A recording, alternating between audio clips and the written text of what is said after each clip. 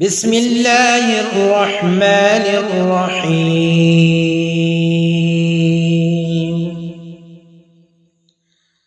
الرحمن علم القرآن خلق الإنسان علمه البيان.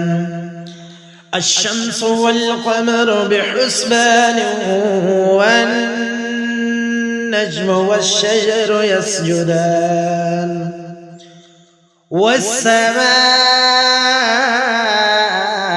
رفعها ووضع الميزان ألا تطغوا في الميزان وأقيموا الوزن بالقسط ولا تخسروا الميزان والأرض وضعها للأنام فيها فاكهة والنخل ذات الأكمام والحب ذو العصف والريحان. فبأي آلاء ربكما تكذبان؟